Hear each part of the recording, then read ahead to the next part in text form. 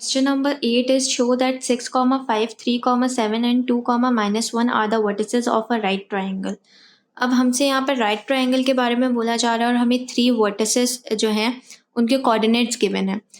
Vertex ए के coordinate 6, 5, vertex B के 3, 7 और सी के 2, -1 हमें गिवन है और हमसे पूछा जा रहा है कि हमने प्रूव करना है कि वर्टिसेस ए, बी और सी जो हैं ये राइट ट्राइंगल के वर्टेक्स हैं या नहीं।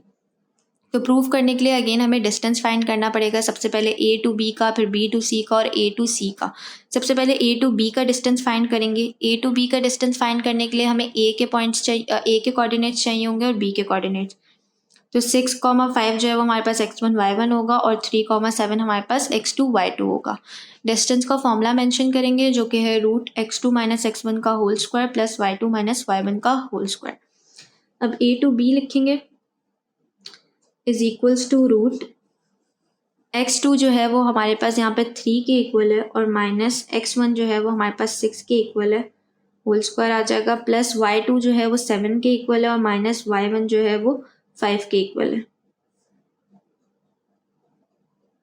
यहाँ पर हमारे पास 3 - 6 जो है वो -3 के इक्वल आ जाएगा और प्लस 7 - 5 हमारे पास 2 के इक्वल आ जाएगा। ए टू बी 3 का स्क्वायर जो है वो हमारे पास 9 बनेगा और 2 का स्क्वायर 4 बनेगा और 9 + 4 हमारे पास आ जाएगा इज इक्वल्स टू 12 के इक्वल, 12 यूनिट्स। सॉरी आपको दिख नहीं रहा, 12 यूनिट्स के इक्वल आ जाएगा।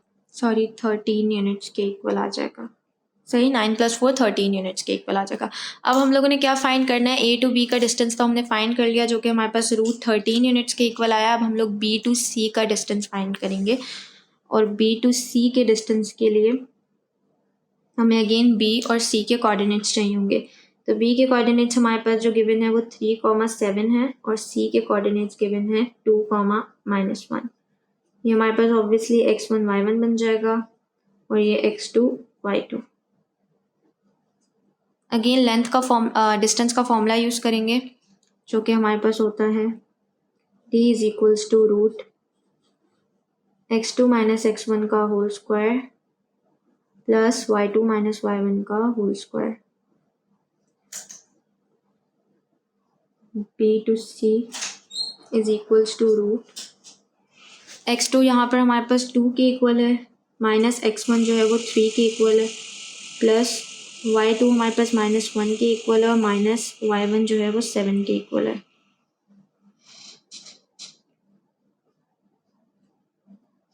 यहाँ पर 2 - 3 जो है वो -1 के इक्वल हो जाएगा और प्लस -1 - 7 जो है वो -8 के इक्वल हो जाएगा।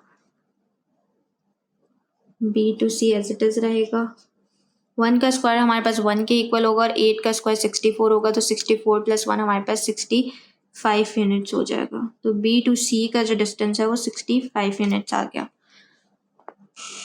अब जो है वो हम लोग a टू c का डिस्टेंस फाइंड करेंगे और a टू c के लिए हमारे पास जो है वो a के कोऑर्डिनेट्स जो हैं वो गिवन है 6, 5 और c के कोऑर्डिनेट्स गिवन है 2, -1। लेंथ वो डिस्टेंस का फॉर्मूला अप्लाई करेंगे। अब यहाँ पे मैं मेंशन नहीं कर रही, हम लोग डायरेक्टली सॉल्व कर लेते हैं, बहुत बार मेंशन कर लिया। √x2 - x1, x2 जो है वो हमारे पास यहाँ पे 2 है और -x1 जो है वो 6 है, प्लस y2 जो है वो यहाँ पर -1 है और -y1 जो है वो हमारे पास 5 है। तो यहाँ पर a टू c जो है वो हमारे पास 2 - 6 जो है वो हमारे पास इक्वल होगा 4 के, -4 के, और प्लस -5 - 6 जो है वो हमारे पास बन जाएगा -5 - 1 जो है वो -6 बन जाएगा।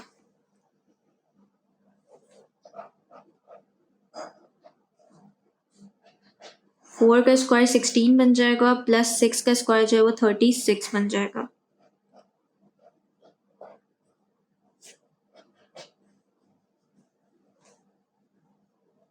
और 16 + 36 जो है वो हमारे पास 52 के इक्वल आ जाएगा, 52 यूनिट्स के।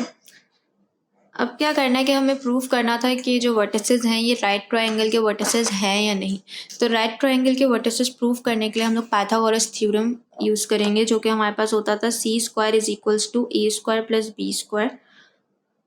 और c² जो है वो हमारे पास होता था कि जो c² हमारे पास हाइपोटेन्यूज होता था, और a² और b² जो होता था वो हमारे पास बेस, और दूसरा क्या होता था, परपेंडिकुलर होता था। तो जो सबसे जो ज़्यादा लेंथ आ रही होती थी, जो सबसे ग्रेटेस्ट डिस्टेंस होता था, या जिसको हम बोल सकते हैं ग्रेटेस्ट लेंथ या डिस्टेंस होता था, वो हम लोग हाइपोटेन्यूज की जगह पे पुट करते थे। तो अगर हम लोग देखें तो A to C का जो डिस्टेंस है वो √52 यूनिट्स है,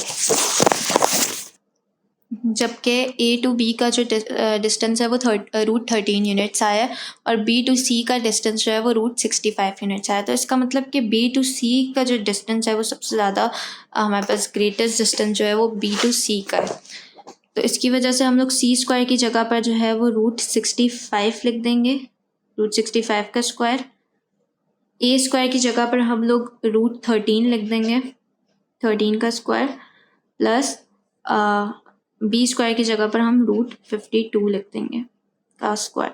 स्क्वायर से रूट कैंसिल हो जाएगा तीनों में, तो यहाँ पर हमारे पास बचेगा 65, और इधर अगर हम लोग 13 + 52 करें तो ये हमारे पास 65 के इक्वल आता है। तो मीन्स दोनों साइड्स जो हैं वो प्रूव हो गई कि एक जो सबसे ग्रेटेस्ट साइड्स है वो इक्वल आ गई हमारे पास बाकी दो साइड्स को प्लस करके। तो इसका मतलब कि ये हमारे पास प्रूव हो गया। अब यहाँ पर जो है वो आप लोगों के लिए 2 क्वेश्चंस जो हैं वो एज अ होमवर्क आ गए हैं। एक क्वेश्चन नंबर 9 और दूसरा 10। क्वेश्चन नंबर 9 जो है वो as it is question number 8 की तरह सॉल्व होगा, क्योंकि इसमें भी आपको शो करना था कि ये जो वर्टिसेस हैं ये राइट ट्रायंगल के वर्टिसेस हैं, और इसमें भी आपको जो है वो शो करना है कि ये जो वर्टिसेस हैं ये राइट ट्रायंगल के वर्टिसेस हैं। सही, तो बिल्कुल एज इट इज़ वैसे ही सॉल्व होगा। सबसे पहले आप A to B का डिस्टेंस फाइंड करेंगे, फिर B to C का डिस्टेंस फाइंड करेंगे, और फिर A to C का डिस्टेंस फाइंड करेंगे।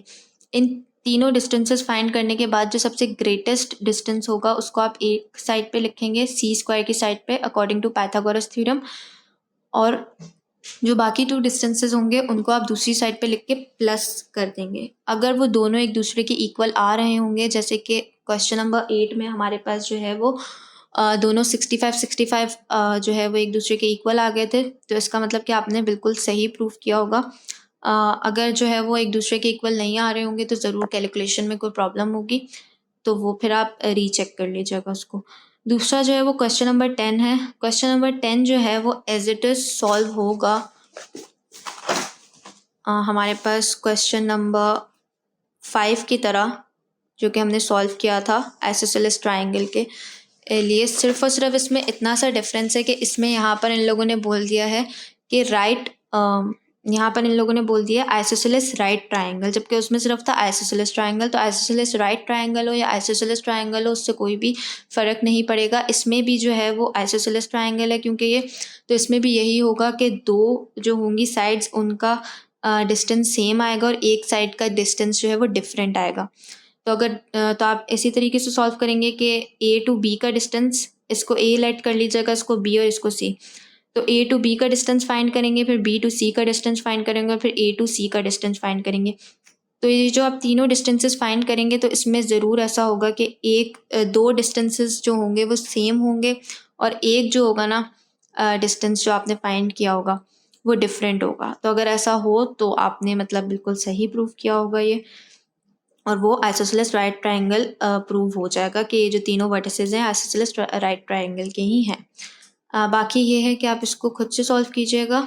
दूसरा ये है कि अगर इसमें कोई प्रॉब्लम हो या सॉल्व नहीं हो रहा हो तो आप कमेंट सेक्शन में बता सकते हैं, तो नेक्स्ट जो भी वीडियो आएगी उसमें मैं इसको फिर सॉल्व करवा दूँगी, लेकिन होपफुली ये आपसे सॉल्व ईजिली हो जाएंगे। Question number 11 is show that -8, -3, -2, -6, 8, 5 and 2, -4 are the vertices of a parallelogram। तो यहाँ पर जो है वो एक पैरेललोग्राम की बात की जा रही है, और पैरेललोग्राम में ये होता है कि एक ऐसी फिगर होती है जिसमें आपके पास जो पैरेलल साइड्स होती हैं उनकी लेंथ सेम होती है। फॉर एग्जाम्पल यहाँ पर ए टू बी की जो लेंथ होगी वही डी टू सी की लेंथ होगी, बिकॉज ए टू बी और डी टू सी एक दूसरे के पैरेलल है। सिमिलरली ए टू डी की जो लेंथ आएगी वो ही बी टू सी की लेंथ होगी, क्योंकि ए टू डी और बी टू सी एक दूसरे के पैरेलल है। सो क्वेश्चन में हमसे बोला जा रहा है कि शो करें कि ये जो वर्टिसेस हैं ए बी सी डी ये पैरेललोग्राम के ही वर्टिसेस हैं या नहीं। तो ये प्रूफ करने के लिए हमें अगेन जो है वो डिस्टेंस फाइंड करना पड़ेगा, और सबसे पहले हमें ए टू बी का डिस्टेंस फाइंड करेंगे। तो ए टू बी के डिस्टेंस के लिए हमारे पास वर्टेक्स ए और वर्टेक्स बी के कोऑर्डिनेट्स होने चाहिए। वर्टेक्स ए के कोऑर्डिनेट्स -8, -3 है, जबकि वर्टेक्स बी के कोऑर्डिनेट्स -2, 6 है। अब यहाँ पर फॉर्मूला मेंशन कर लेंगे, d is equals to root x2 minus x1 का whole square plus y2 minus y1 का whole square.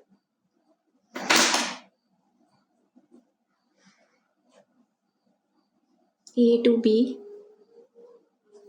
Is equals to root, अब यहाँ पर अगर हम लोग देखें तो फॉर्मूले के अकॉर्डिंगली x2 आएगा पहले, और x2 हमारे पास क्या है -2, -2 माइनस x1 हमारे पास -8 है, तो माइनस माइनस जो है वो प्लस हो जाएगा, प्लस का 8 बन जाएगा ये, प्लस y2 जो है वो हमारे पास 6 है, और माइनस y1 हमारे पास क्या बन जाएगा, माइनस माइनस प्लस का 3। a to b is equals to -2 + 8 जो है वो हमारे पास 6 बन जाएगा, और 6 + 3 9। यहाँ पर अगर लिख लें तो 6 का स्क्वायर जो है वो हमारे पास 36 होता है, और 9 का स्क्वायर जो है वो 81 होता है, और इन दोनों को जब प्लस करेंगे तो हमारे पास 36 + 81 जो है वो 117 बन जाएगा, मे बी यस 117 ये बन जाएगा। तो a टू b जो है वो हमारे पास 117 यूनिट्स आ गया है। अब हम लोगों ने क्या फाइंड करना है, d टू c फाइंड करना है। तो d टू c के लिए अगेन हमारे पास d के जो कोऑर्डिनेट्स हैं, वर्टेक्स d के कोऑर्डिनेट्स था 2, -4, और वर्टेक्स c के कोऑर्डिनेट्स हैं हमारे पास 8, 5। अब यहाँ पर मैं फॉर्मूला मेंशन नहीं कर रही, डायरेक्टली इसको सॉल्व करते हैं। d टू c के लिए जो है वो हमारे पास होता है x2 माइनस x1। अब ये ऑब्वियसली हमारे पास x1 y1 है, और ये जो है वो हमारे पास x2 y2 है। तो इसके लिए हमारे पास x2 माइनस x1 होगा, तो 8 जो है वो x2 है और x1 जो है वो 2 है, तो मीन्स 8 - 2 हो जाएगा, होल स्क्वायर आएगा, प्लस y2 माइनस y1 होता है, y2 5 है और y1 जो है वो -4 है, तो 5 फॉर्मूले का माइनस और -4 जो है वो माइनस माइनस प्लस 4 और होल स्क्वायर आ जाएगा। 8 - 2 जो है वो हमारे पास 6 के इक्वल होगा, और प्लस 5 + 4 जो है वो 9 बन जाएगा। अगेन हमारे पास यहाँ पर 6 का स्क्वायर जो है वो 36 बनेगा, और 9 का स्क्वायर जो है वो 81 बनेगा, और 6 + 9 जो है वो हमारे पास आ जाएगा 117 यूनिट्स। तो मीन्स इन दोनों साइड के लिए तो प्रूफ हो गया कि a टू b भी हमारे पास √117 यूनिट्स था, और d टू c भी, क्योंकि ये दोनों लाइंस जो है वो a टू b और d टू c एक दूसरे के पैरेलल थी, तो इनका हमारे पास डिस्टेंस भी सेम आया है, इनकी लेंथ भी सेम आई है। अब हम लोग फाइंड क्या करेंगे, a टू d का। सो हाफ जो है वो हमारा क्वेश्चन जो है वो सही सॉल्व हो गया, बाकी का हाफ सॉल्व करेंगे, और उसके लिए हम लोग सबसे पहले a टू d चेक करेंगे और फिर b टू c। अब a टू d के लिए सॉल्व करेंगे, और यहाँ पर हमारे पास आ जाएगा x2 माइनस x1। यहाँ पर x2 जो है वो हमारे पास 2 है, और x1 जो है वो -8 है, तो 2 - 8 जो है वो हमारे पास 2 + 8 बनेगा, क्योंकि माइनस जो है वो फॉर्मूले में भी मौजूद था, प्लस y2 माइनस y1 क्या बनेगा, -4, और माइनस माइनस प्लस 3 का स्क्वायर। 8 + 2 जो है वो हमारे पास 10 बन जाएगा, और -4 + 3 जो है वो -1 बन जाएगा। अगर यहाँ पर हम लोग देखें तो 10 का स्क्वायर जो होता है वो हमारे पास 100 बन जाएगा, और 1 का स्क्वायर 1 ही होता है, तो हमारे पास a टू d जो है वो 101 यूनिट्स बन जाएगा। ए टू डी जो है वो 101 यूनिट्स बन गया। अब हम लोगों ने क्या फाइंड करना होगा, ए टू डी तो हमने फाइंड कर लिया है, अब हम लोग बी टू सी फाइंड करेंगे।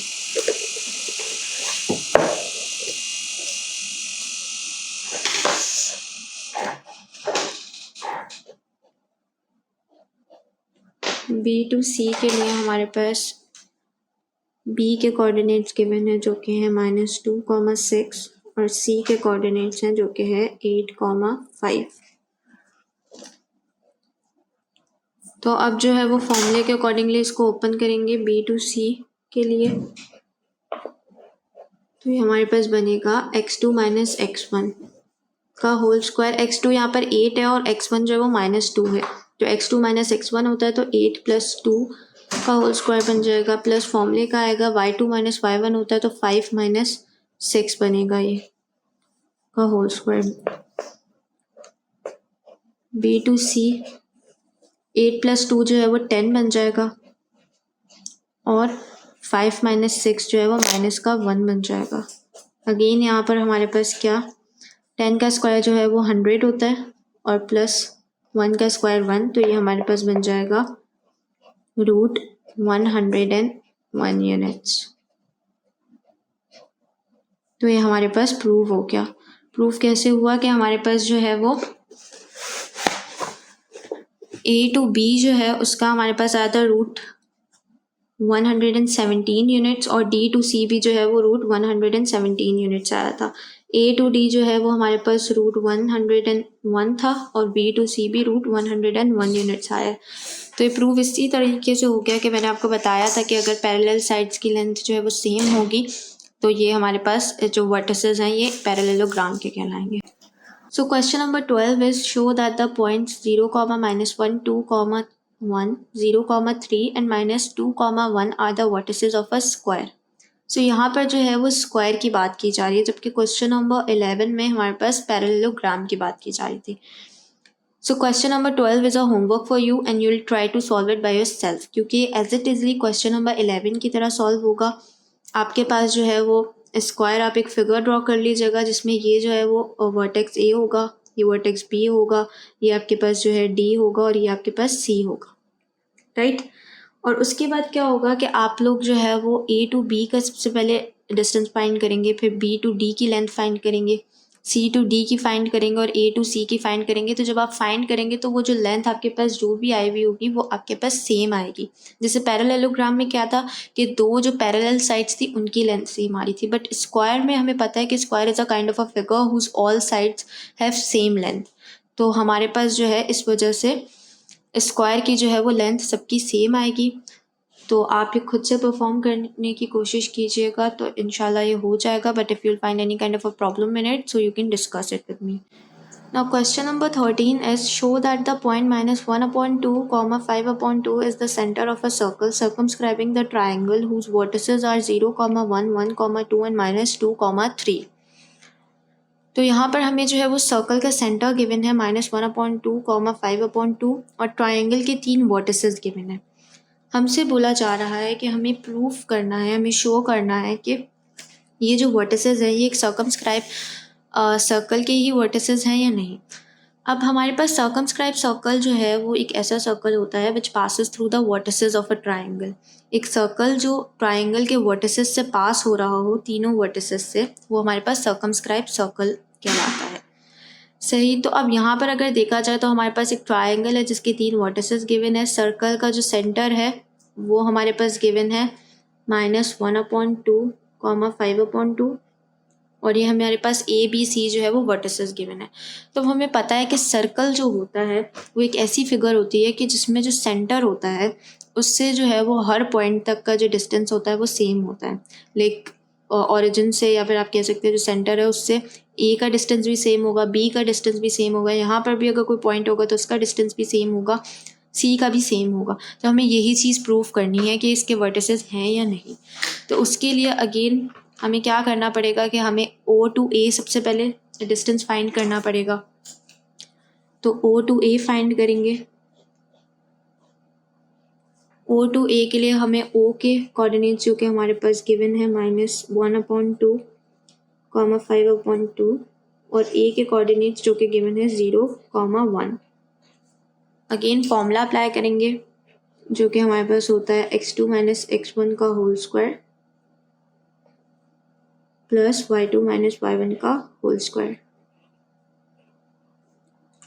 राइट, सो अब ओ टू ए का हमने डिस्टेंस फाइंड करना है, तो हमारे पास यहाँ पर जो है इसके अकॉर्डिंगली x2 जो है वो हमारे पास है 0, तो यहाँ पर हमारे पास 0 आ जाएगा। -x1 जो है वो हमारे पास -1/2 है, तो माइनस माइनस प्लस हो जाएगा और 1/2 का होल स्क्वायर। सिमिलरली यहाँ पर जो है वो y2 जो है वो 1 है और -y1 जो है वो 5/2 है और होल स्क्वायर आ जाएगा।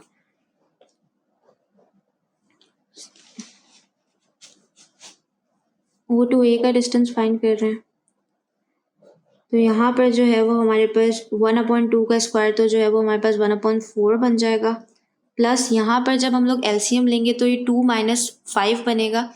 2 - 5 जो है वो हमारे पास -3 बन जाएगा और -3/2 का होल स्क्वायर आ जाएगा। अगर इसको इधर ही सॉल्व कर लें तो ये हमारे पास बन जाएगा 1/4 प्लस 3 का स्क्वायर जो है वो 9 बन जाएगा और 2 का स्क्वायर जो है वो 4 बन जाएगा।